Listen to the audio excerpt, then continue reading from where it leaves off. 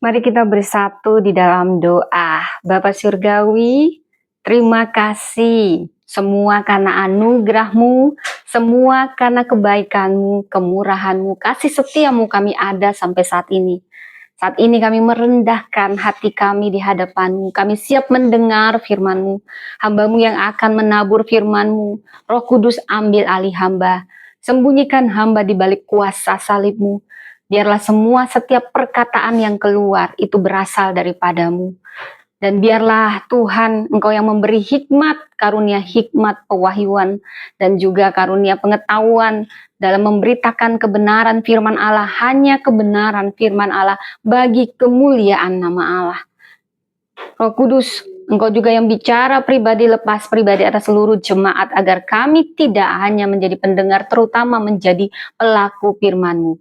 Dan Tuhan, kami sepakat sehati, kami patahkan setiap siasat, benteng-benteng musuh, keakuhan yang menghalangi pemberitaan firman Allah dihancurkan di dalam nama Tuhan Yesus. Biar Kau menutup bungkus kami semua dengan darah Kristus, semua keluarga kami dengan darah Kristus, dan tempat ini dengan darah Kristus. Kami siap mendengar kebenaran firman-Mu. Di dalam nama Tuhan Yesus kami berdoa. Haleluya, haleluya.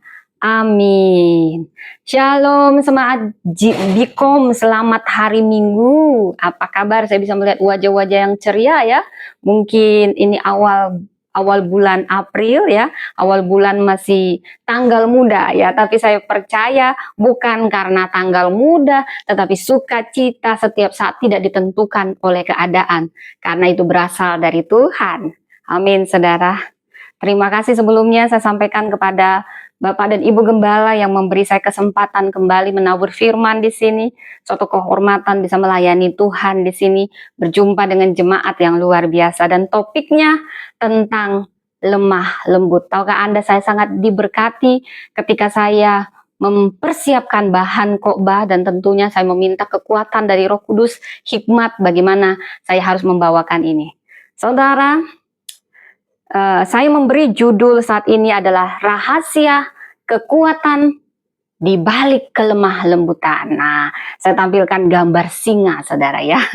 Dan ada gambar Kristus, dia adalah singa dari Yehuda. Baik saudara, tetapi saya mau kita sama-sama membaca firman Tuhan dulu ya. Saya selalu mengawalinya dengan firman Tuhan sebagai makanan rohani kita, dan saya percaya pada saat kita membacakan firman ini, saya selalu suka berresponsoria saudara ya, membacakan firman ini, firman timbul, iman timbul dari pendengaran akan firman Allah.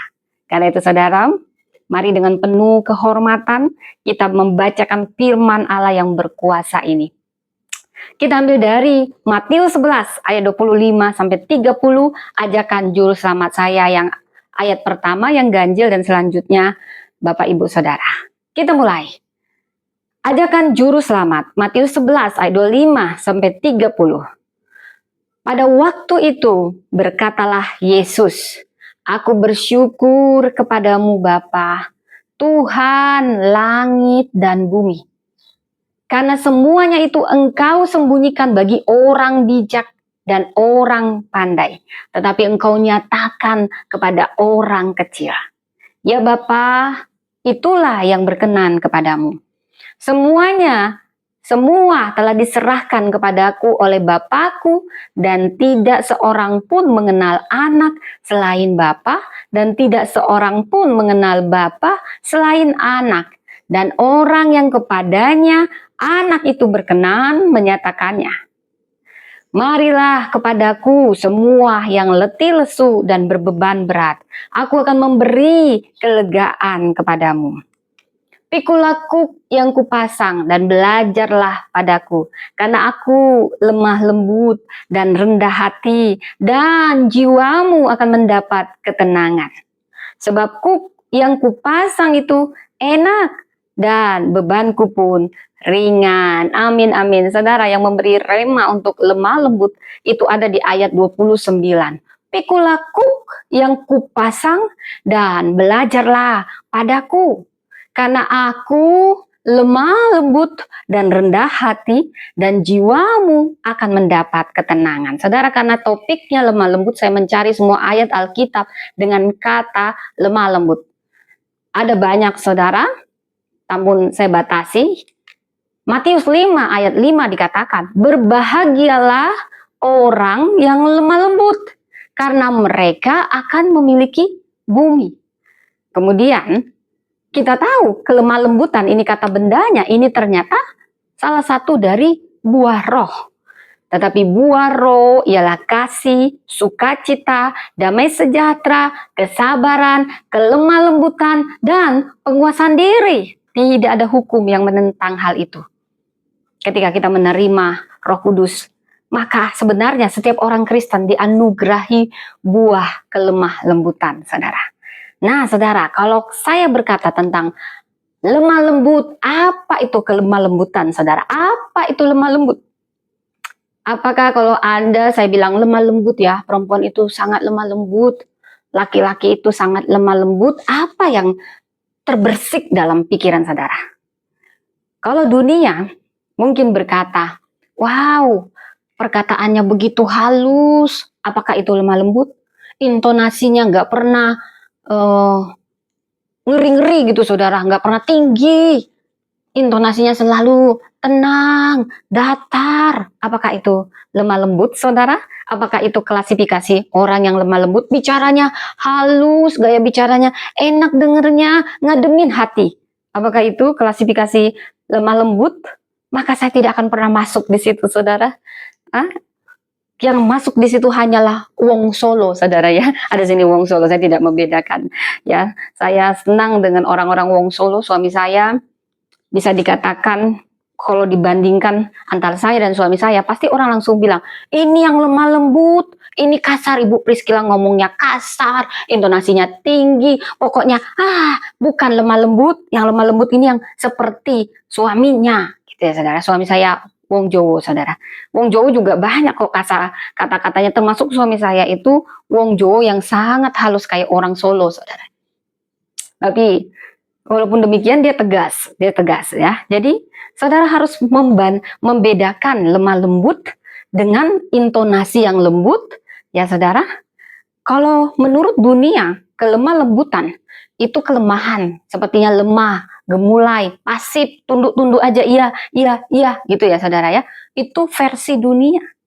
Maka saudara, ternyata versi Alkitab sangat berbeda.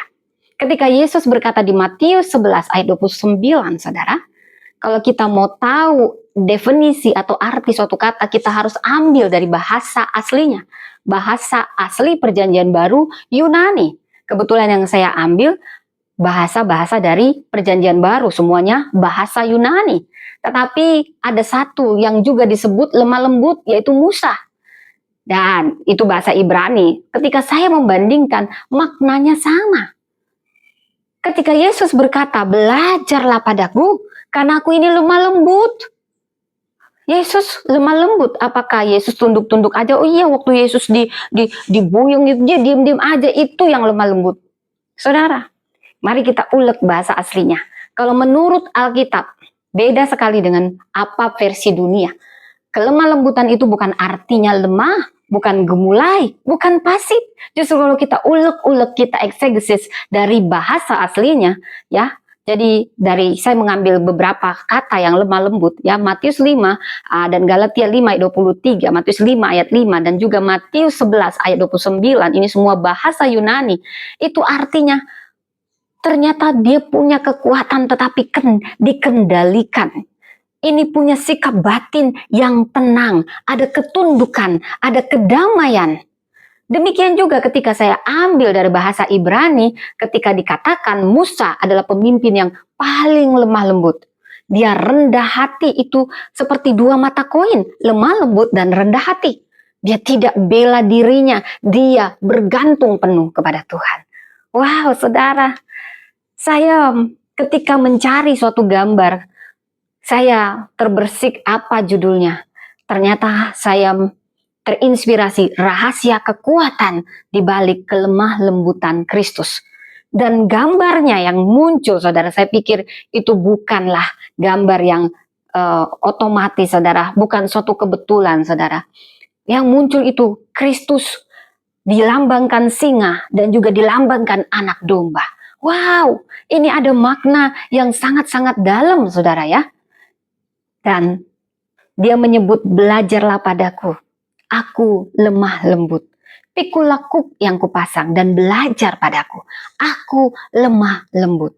Yesus lemah lembut bukan berarti dia tidak pernah marah. Ketika saya menonton film Last Supper, wah, dia obrak-abrik semua para penyamun, para penjual yang ada di tempat rumah bapaknya.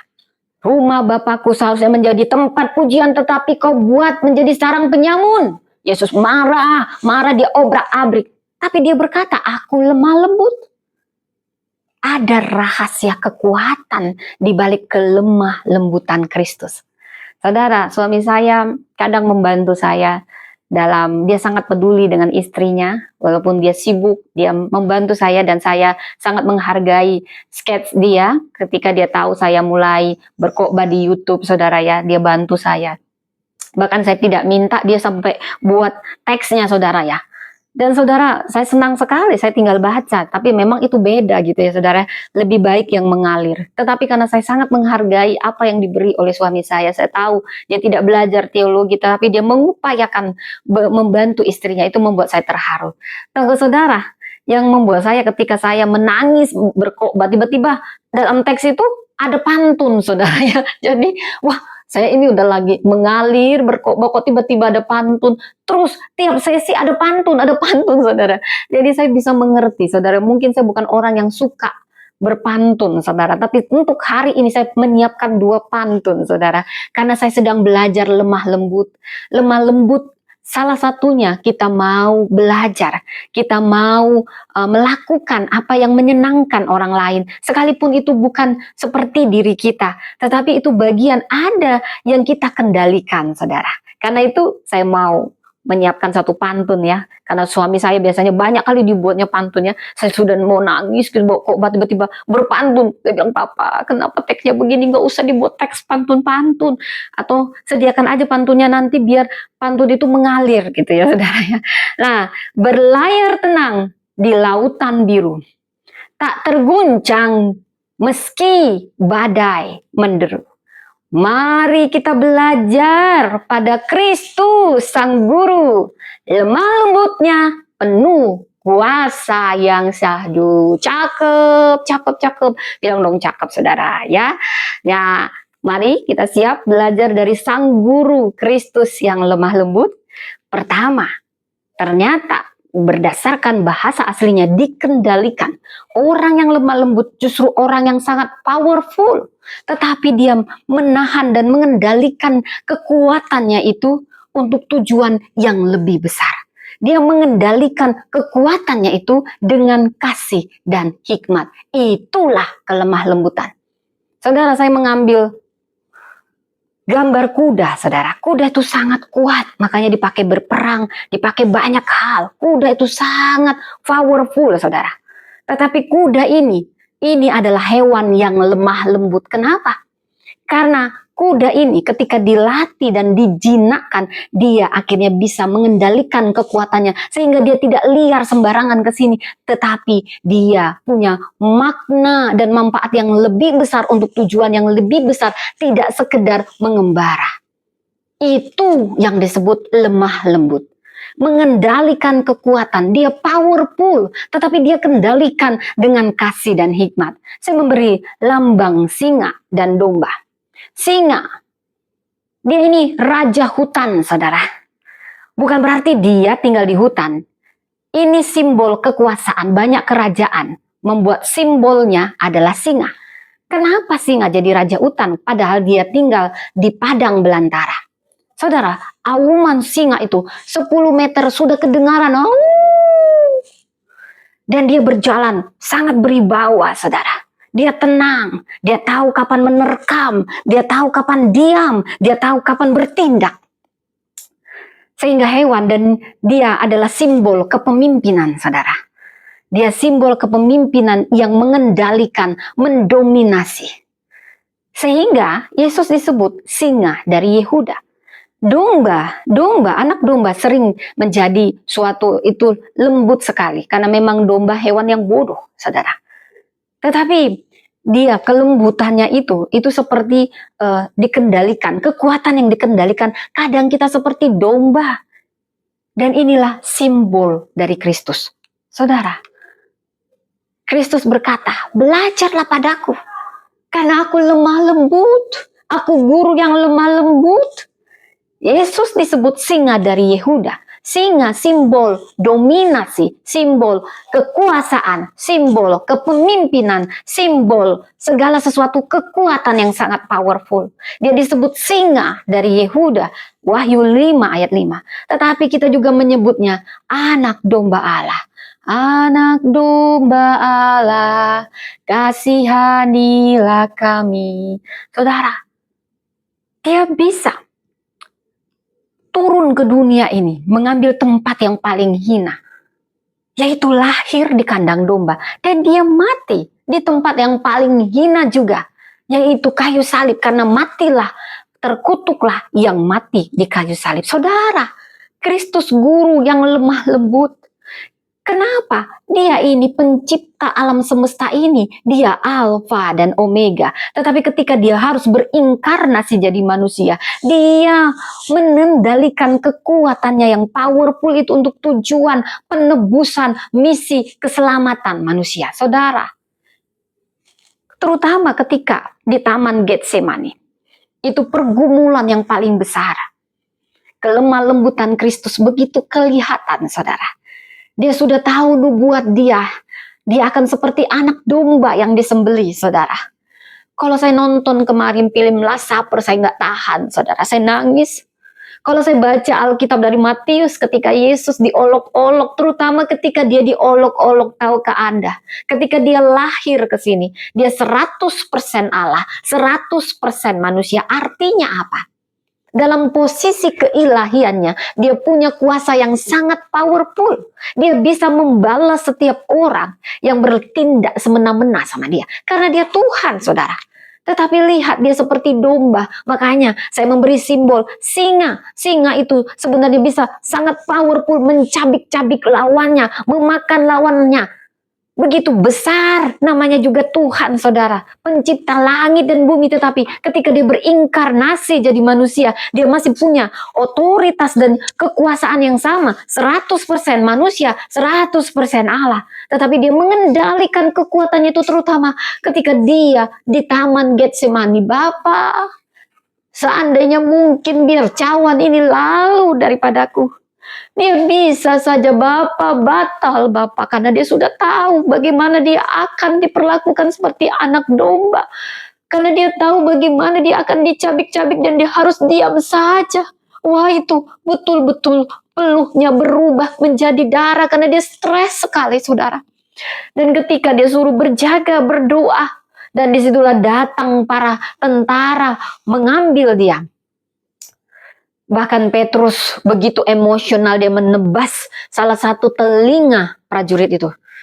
Kristus bisa terbang menghilangkan diri. Bisa, dia Tuhan. Uang angin badai dia redakan. Dia bisa membuat mata semua para prajurit itu buta ketika itu. Tetapi dia mengendalikan kekuatannya. Justru dia berkata, Petrus, sarungkan pedangmu. Yang memakai pedang akan mati dengan pedang. Dan dia menyembuhkan telinga orang yang ditebas telinganya. Saudara, dia bisa saja tempung-tempung. Dan ketika dia diolok-olok, saudara, semua punya kesempatan. Para prajurit Romawi tahu bahwa Yesus tidak bersalah. Tetapi karena rasa iri orang Farisi, ahli Taurat, dia ikut-ikutan. Semua ikut-ikutan, melempar, mencabik, meludahi. Dan saudara, ketika dia diolok-olok, ditaruh kain, ditutup mukanya, lalu ditinju. Lalu diolok-olok, ayo tebak, katanya anak Allah, tebak siapa yang olok-olok kamu? Hai raja. Dia bisa balas itu orang, enak aja kamu ya. Kamu tahu saya siapa? Saya ini adalah Tuhan. Tetapi dia mengendalikan kekuatan itu ketika di kayu salib, semua mengolok-olok dia, semua meludahi dia. Dasar katanya anak Allah. Dia bisa turun dari salib itu, dia bisa turun, saudara. Ketika dia dicabik, dicambuk, kemudian ditarik cambuknya, dagingnya keluar, dia bisa mengeluarkan keilahiannya itu. Tetapi dia membiarkan dirinya.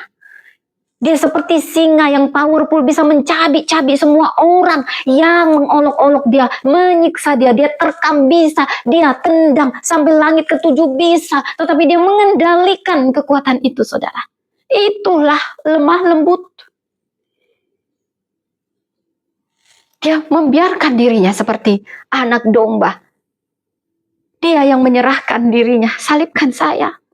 Dia membiarkan tubuhnya dicabik-cabik karena dia tahu tujuannya. Hanya dengan darah ini. Dengan darah ini. Maka semua dosamu tertebus. Bapa ampuni mereka. Karena mereka tidak tahu yang mereka perbuat. Orang yang lemah lembut tidak pernah menyimpan dendam, saudara. Dia bisa balas, sekalipun dia punya hak, dia pantas membalas. Tetapi karena dia melihat ada tujuan yang lebih mulia, dia kendalikan haknya, saudara. Luka itu dia biarin, lukai tubuhku. Karena hanya dengan luka ini, maka lukamu sembuh. Luka Yesus saja yang menghidupkan, saudara. Makanya kita katakan oleh bilur darah Kristus, kamu sudah sembuh. Ini yang setan tidak tahu. Memang Yesus yang menyerahkan dirinya untuk disalib. Dia bisa tebas semua orang itu dalam sekejap karena dia Tuhan. Tetapi dia menyerahkan dirinya.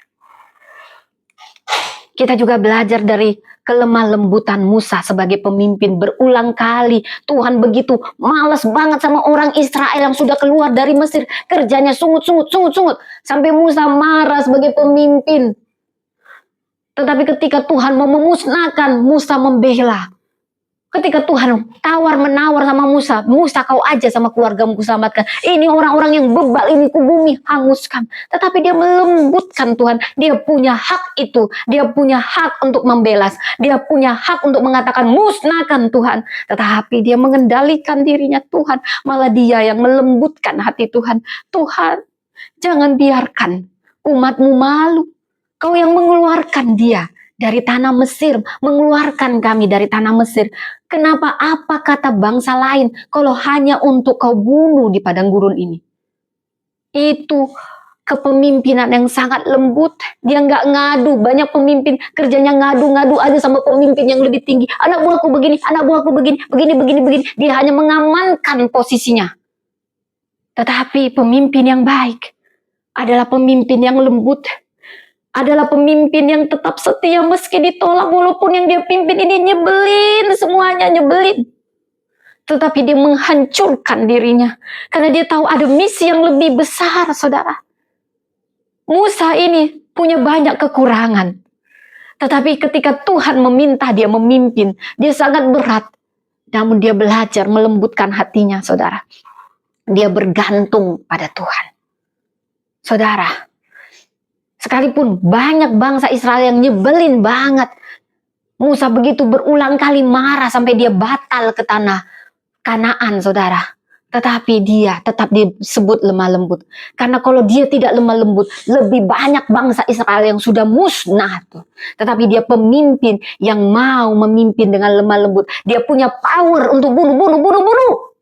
Jadi kalau yang namanya diktator, presiden diktator itu sangat jauh dari kata lemah lembut.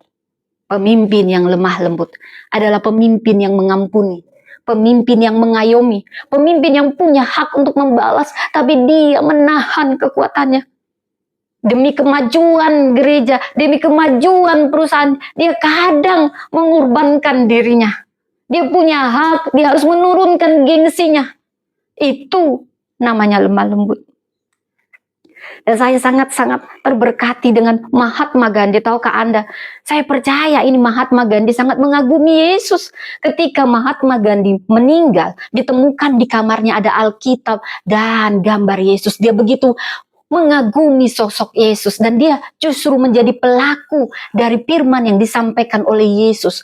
Tetapi dia kecewa dengan orang-orang Kristen. Dia katakan, aku cinta Yesus tapi aku benci gereja, aku benci orang Kristen. India pada saat itu dijajah sama Inggris. Inggris pembawa agama Kristen tetapi mendominasi, mau menguasai dengan kekerasan, dengan kemakmurannya. Tetapi Mahatma Gandhi yang terinspirasi oleh kasih Kristus menjadi pelaku sekalipun dia bukan beragama Kristen. Agama nggak penting, saudara. Bukan agama yang menyelamatkan, tetapi relasimu dan bagaimana kamu melakukan firman. Dan saya yakin, mungkin dia tetap Hindu, saya tidak peduli, tetapi dia sangat mengagumi Yesus. Dan ya, saya berharap dia sudah menerima Yesus secara pribadi, walau dia kecewa sama gereja, kecewa sama orang-orang Kristen. Makanya kita orang Kristen jangan jadi batu sandungan, saudara.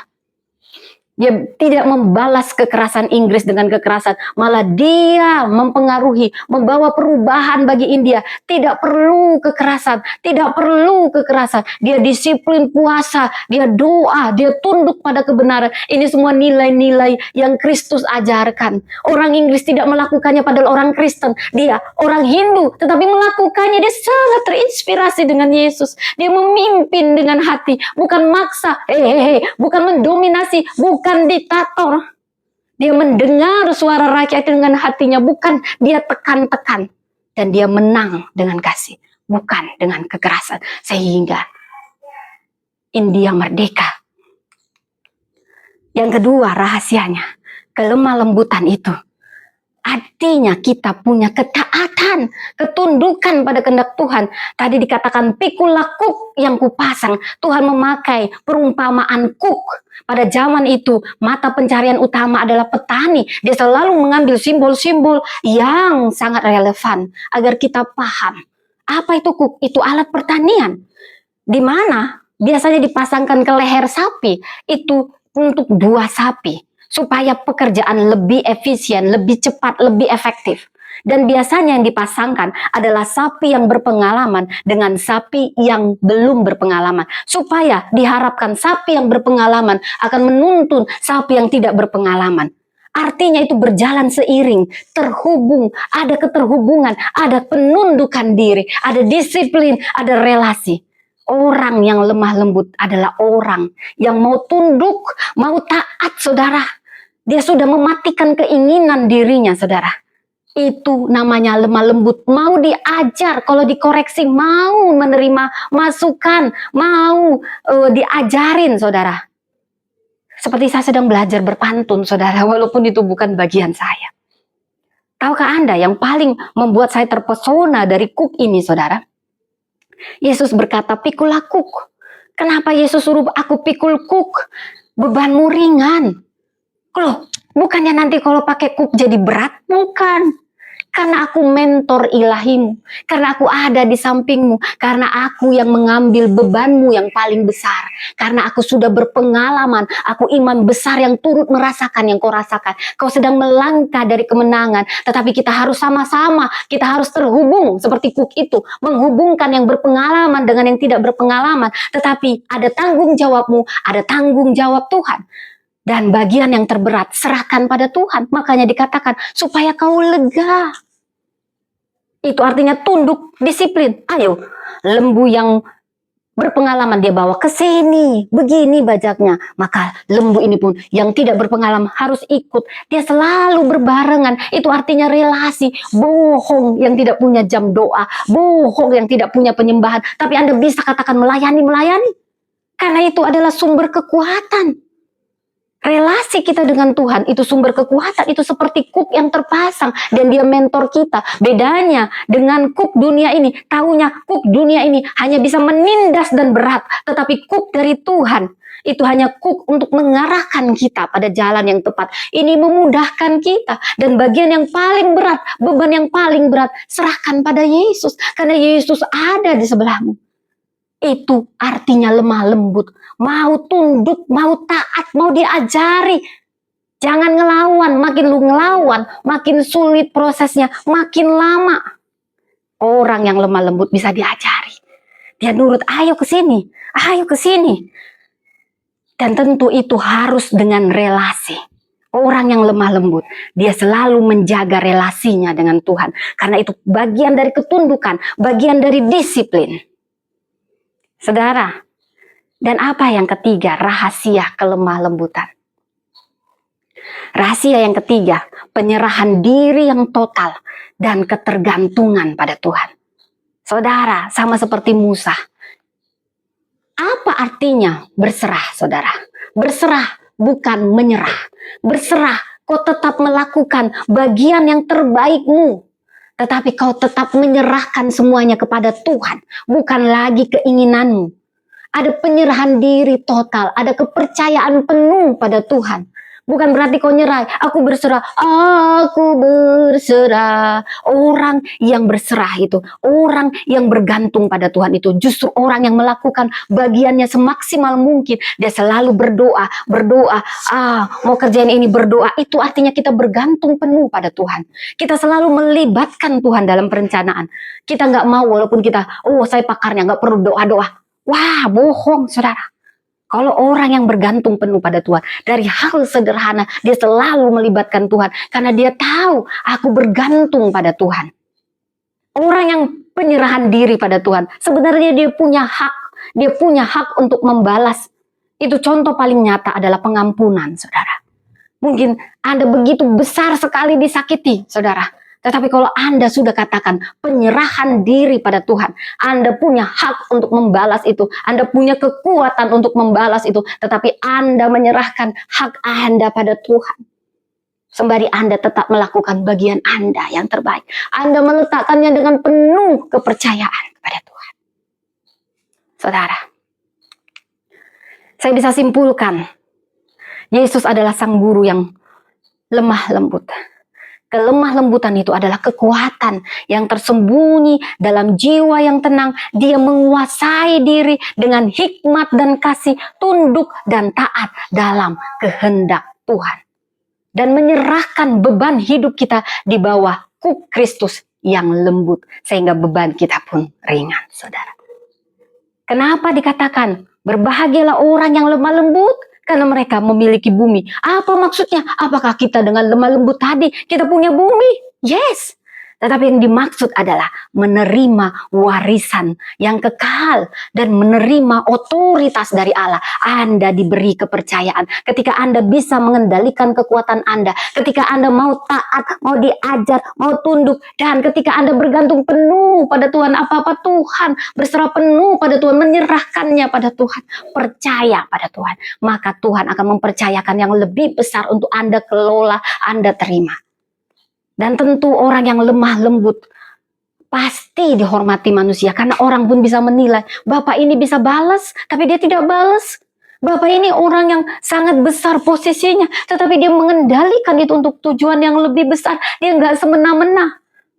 Orang yang lemah lembut itu tidak semena-mena dengan jabatannya, sehingga orang pun ngasih hormat. Pak Jokowi, orang menghormati dia, kenapa? Dia nggak semena-mena jadi presiden. Kalau Anda jadi pejabat langsung semena-mena, orang pun gak hormat. Dan Anda tahu kunci untuk ditinggikan adalah kerendahan hati. Itu kunci untuk ditinggikan. Orang yang lemah lembut pasti orang yang rendah hati. Dan itu janjinya ditinggikan Allah. Tinggal tunggu waktunya. Dan tentu hanya orang yang lemah lembut yang akan menciptakan perdamaian. Berbahagialah orang-orang yang lemah lembut. Karena mereka akan membawa damai. Orang yang lemah lembut, dia bisa ngompor-ngompori orang, tetapi dia memilih mengendalikan itu sehingga yang terjadi perdamaian. Tujuannya sudah lebih besar dari situ, yaitu perdamaian, menciptakan perdamaian. Kalau sudah ada perdamaian, maka ada pemulihan, maka ada terobosan. Karena itulah orang-orang yang lemah lembut akan memiliki bumi. Kita perlu pemimpin yang lemah lembut. Dia punya power tapi nggak semena-mena dengan powernya. Dia punya banyak uang tapi nggak semena-mena dengan uangnya. Anda akan sangat diuji ketika Anda punya kuasa. Makanya godaan orang itu, kalau pria biasanya harta, tahta, wanita. Saudara, kita sudah banyak dengar kabarnya. Orang-orang yang melenceng itu adalah orang-orang yang tidak lemah lembut. Dia tidak mengendalikan powernya untuk tujuan yang lebih mulia. Tetapi menggunakan powernya, power abuse untuk hal-hal yang tidak benar, saudara. Mari saya mengundang kita semua menjadi orang-orang yang lemah lembut, agar kita menerima warisan dari surga. Gimana caranya supaya saya jadi orang lemah lembut? Sederhana, saudara. Dalam kehidupan, kendalikan setiap perkataanmu. Terutama perkataan ini sangat powerful. Kendalikan dirimu dalam bertindak. Mungkin kau bisa membalas dengan emosi, saudara, tapi tidak perlu. Itu kendali diri, kendalikan dalam perkataan, dalam tindakan, dan dalam relasi, saudara. Seperti Abraham, sebentar mama lagi kok, Mbak. Ayo mama sini. Udah dulu nak, mama lagi kok, Mbak. Sama Mbak, maaf ya Mbak, maaf ya. So anak saya, sebentar ya sayang. Kita bisa mengendalikan diri, itu yang disebut kita lemah lembut, saudara. Perkataan kita, tindakan kita, kita kadang harus menahan untuk menjaga relasi kita dengan baik. Itu lemah lembut. Rendah hati. Saya sudah katakan orang yang lemah lembut pasti rendah hati itu seperti dua mata koin, saudara. Orang yang rendah hati, dia mengutamakan orang lain. Dia bukan mengutamakan kepentingannya lagi. Dia tidak menganggap dirinya penting lagi, saudara. Orang lain lebih penting daripada kepentingannya, saudara. Inilah luar biasanya, saudara. Dia mengutamakan orang lain. Jangan cuma mikirin dirimu, anakmu, semuanya tentang kamu. Makanya dibilang Tuhan, siapa yang mau terbesar, hendaklah yang menjadi pelayan, saudara. Pelayan artinya kita tidak lagi mengutamakan diri kita, tapi orang lain, saudara. Kita kadang harus bayar harga lebih mahal demi pelayanan. Itu namanya mengutamakan orang lain. Dan pengampunan, saudara. Jangan katakan Anda lemah lembut kalau Anda masih dendam untuk kisah 10 tahun yang dulu. Itu namanya penyerahan hak. Walaupun Anda punya kesempatan untuk membalas suami Anda yang selingkuh, membalas istri Anda yang selingkuh, Anda lebih berhak daripada dia. Tetapi Anda mengendalikan diri Anda. Anda punya banyak kesempatan. Anda juga sudah diizinkan karena memang suami Anda keterlaluan, istri Anda keterlaluan. Tetapi Anda mengendalikan diri Anda karena ada tujuan yang lebih besar, yaitu keutuhan rumah tangga, keutuhan anak-anak Anda. Anda menekan perasaan Anda untuk membalas itu semua. Itu lemah lembut. Anda menyerahkan hak itu pada Tuhan. Anda bisa membalas tetangga Anda bisa membalas sahabat Anda yang menusuk Anda dari belakang. Tetapi Anda menyerahkan hak itu. Orang yang lemah lembut, pasti orang yang mengampuni. Dan saya menutup dengan pantun lagi. Karena saya harus belajar lemah lembut dalam gaya bicara juga. Itu perlu dijaga. Intonasi juga perlu dijaga. Satu pantun untuk menutup ini. Bunga melati, harum mewangi. Tumbuh lembut, namun berarti. Kelemah lembutan bukan tak punya nyali. Tetapi kekuatan sejati dikendali ilahi. Cakep, cakep. Demikian firman Tuhan. Mari kita menjadi orang-orang yang lemah lembut. Agar kita memiliki bumi. Dipercaya hal yang lebih besar. Mendapat warisan. Mari kita kendalikan diri kita. Kendalikan power kita. Kita tunduk pada kehendak Tuhan. Taat pada kehendak Tuhan. Kita punya hati yang mau dibentuk. Mau diajar. Dan kita juga punya penyerahan diri yang bergantung penuh kepada Tuhan. Mari kita berdoa. Bapa Surgawi, terima kasih untuk firman-Mu. Kami mau diajar. Engkau guru yang maha lemah lembut. Sehingga kami, misimu terselesaikan untuk menyelamatkan kami, umat manusia. Ajari kami kelemah lembutan-Mu Tuhan. Ajari kami mengendalikan diri kami dengan hikmat dan kasih-Mu. Ajari kami punya ketaatan, ketundukan pada kehendak-Mu Tuhan. Ajari kami punya penyerahan diri yang total. Dan juga ajari kami untuk bergantung penuh kepadamu. Biar kami semua, biar jemaat-Mu yang ada di sini menjadi orang-orang lemah lembut yang akan memiliki bumi, dipercaya hal yang besar, warisan kerajaan Allah yang kekal, otoritas, dan juga menjadi agen damai yang memulihkan banyak keadaan. Terima kasih Tuhan. Ini kami, di dalam nama Tuhan Yesus kami berdoa. Haleluya. Amin. Baik saudara, demikian firman Tuhan. Tuhan memberkati.